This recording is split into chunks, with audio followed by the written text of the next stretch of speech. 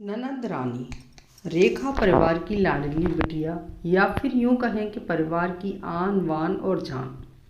जब घर में होती तो ऐसा लगता मानो घर में आसमान टूट पड़ा हो। घर में इधर उधर धमा चौकड़ी करना और खूब सारी बातें करना उसके पसंदीदा कामों में से एक था। रेखा के दादाजी रेखा को बहुत प्यार करते थे, लेकिन आजकल उन्हें रेखा की एक चिंता और खाई जा रही थी, और वो थी रेखा की शादी की चिंता। बस दादाजी अब हर परिवार में रेखा का ससुराल ढूंढते, लेकिन रेखा को शादी के नाम से ही इतनी चिढ़ थी कि शादी का नाम सुनते ही वह गुस्सा होकर मुंह फुलाकर दूसरे कमरे में बैठ जाती। खैर, थोड़ी देर में उसका गुस्सा खुद ब खुद उतर जाता और वो वापस अपनी धमा चौकड़ी में व्यस्त हो जाती। काफ़ी खोजबीन के बाद भी रेखा के दादाजी को कोई ऐसा परिवार नजर नहीं आया जहां वे अपनी लाडली बिटिया की शादी कर सकें। इसलिए उन्होंने अपने बचपन के दोस्त से इस बारे में राय लेने के लिए निश्चय किया। बस फिर क्या था, वे अपने दोस्त बहादुर से मिलने बरेली की ओर निकल पड़े। अगले दिन जब वह बरेली पहुंचे तो बहादुर ने स्टेशन पर ही उनके लिए गाड़ी भेज दी थी। 10 साल बाद अपने बचपन के दोस्त से मिलने के लिए वे बड़े ही उतावले थे। गाड़ी धीरे धीरे बहादुर के घर की ओर बढ़ी। बड़ा सा बंगलो, बंगलों के आगे बगीचा, गाड़ियां और नौका चाकर देख दादाजी का मन खुशी से भर गया। इन 2 सालों में बहादुर ने कितनी तरक्की कर ली है। नहीं तो 10 साल पहले बहादुर के पास था ही क्या। बस यही सब सोचते सोचते रेखा के दादाजी अपने दोस्त के बंगलो पहुंच ही गए। गाड़ी के हॉर्न की आवाज के साथ ही बहादुर घर के बाहर अपने दोस्त के स्वागत के लिए आ गए। अपने दोस्त को गले लगाकर वे दादाजी को अंदर ले गए। घर अंदर से भी काफी शानदार था। अपने दोस्त की संपन्नता को देख रेखा के दादाजी भी फूले नहीं समाये। चाय नाश्ता कर के बाद बहादुर ने उनके पास उनके खास दोस्त से आने का कोई खास कारण पूछा। दादाजी ने पोती की शादी के लिए एक अच्छा सा परिवार ढूंढने की काम सौंपते हुए बिटिया का फोटो बहादुर के हाथ में सौंप दिया। बहादुर भी अपने बेटे विक्रम के लिए एक सुयोग कन्या की तलाश में थे।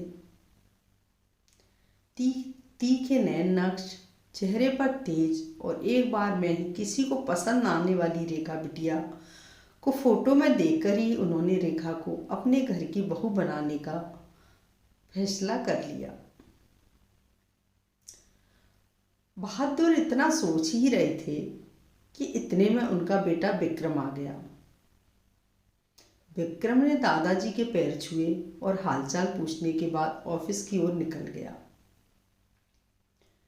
विक्रम के जाने के बाद बहादुर ने अपने दोस्त से विक्रम और रेखा के संबंध के लिए पेशकश की। रेखा के दादाजी को लगा जैसे बहादुर ने उनके मुंह की बात छीन ली हो। खैर, प्रसन्नता से विदा लेकर अपने घर आने का कहकर दादाजी अपने घर की ओर निकल गए। विक्रम को रेखा बहुत पसंद थी, लेकिन विक्रम की माँ विक्रम की शादी अपने से भी बड़े घर में करना चाहती थी। लेकिन विक्रम के मनाने पर वह मान गई और तय समय पर विराम और रेखा की शादी हो गई। ससुराल में रेखा के सास ससुर, विक्रम के बड़े भैया भाभी और रेखा की ही उम्र की एक ननद थी रागिनी। अपनी सादगी और सबका अच्छे से ख्याल रखने के कारण रेखा ने घर में सबके दिलों में जगह बना ली, लेकिन अपनी तमाम कोशिशों के बावजूद अपनी सासू माँ का प्यार पाने में असफल रही। वह रेखा के हर काम में कुछ न कुछ गलती निकाल ही देती थी। अपनी शादी की रात को ही विक्रम ने रेखा से साफ साफ कह दिया था कि घर के किसी भी मामले में मैं बिल्कुल नहीं बोलूँगा, ना तो मैं किसी बात पर माँ से बहस करूँगा और न ही तुम्हारा साथ दूंगा। तुम्हें अपनी समझदारी से ही काम लेना होगा। लेकिन रेखा की लाख कोशिशों के बावजूद भी सासू माँ के व्यवहार में कोई परिवर्तन नहीं आ रहा था। रेखा की ननद जरूर उसकी माँ से रेखा भाभी के प्रति इस तरह के व्यवहार पर उलझ जाती, लेकिन इससे भी केवल बात बढ़ने के अलावा कुछ नहीं होता। इसी तरह करीब 1 साल निकल गया। रेखा और विक्रम को जुड़वा बेटियां हुई। यह समय रेखा के लिए अग्नि परीक्षा का समय था। रेखा का दर्द रेखा के लिए आंसू बन गया था। ससुराल में रेखा को संभालने वाला कोई नहीं था और विक्रम और उनके पापा ने रेखा को अपने मायके भेजने के लिए पहले ही मना कर दिया था।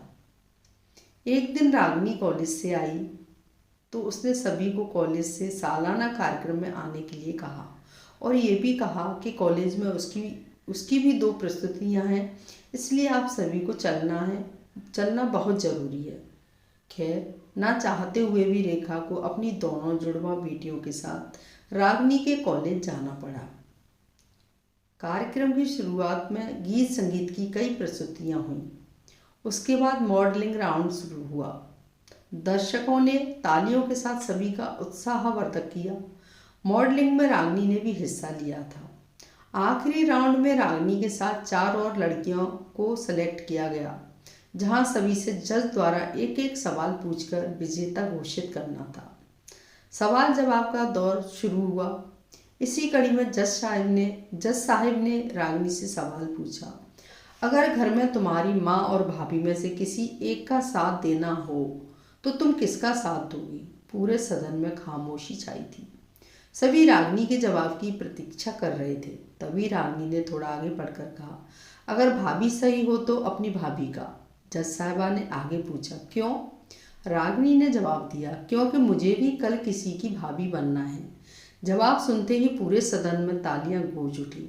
सभी रागिनी की सोच और उसके सटीक जवाब की प्रशंसा कर रहे थे। रागिनी को विजेता घोषित किया गया। पुरस्कार लेने से पहले रागिनी ने सभी से कुछ कहने के लिए माइक थामते हुए कहा, हर बेटी अपनी माँ से बहुत प्यार करती है और हर माँ भी अपनी बेटी के दिल के सबसे करीब होती है। इसी तरह हमारे घर की बहुएं भी तो किसी की बेटियां हैं। आज हम किसी की बेटियां हैं, कल से किसी की भाभियां और बहुएं बनेंगी। अगर कल से हमें कुछ दुख हुआ तो हमारी माँ को भी दुख होगा और इसी तरह हमारी घर की बहू को दुख हुआ तो उनकी माँ को भी दुख पहुँचेगा।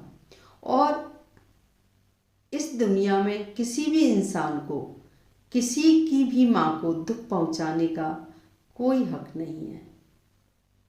इसलिए हर सास अपनी बहू को अपनी बेटी समझे तो आगे चल के उनकी बेटी भी खुश रहेगी। रागिनी के इतना कहते ही पूरा सदन एक बार फिर तालियों की गड़गड़ाहट से गूंज उठा। तालियों की गड़गड़ाहट के बीच ही रेखा की सास ने रेखा को गले से लगा लिया। दोस्तों, ये कहानी पसंद आती है तो कमेंट्स और लाइक ज़रूर करें। धन्यवाद।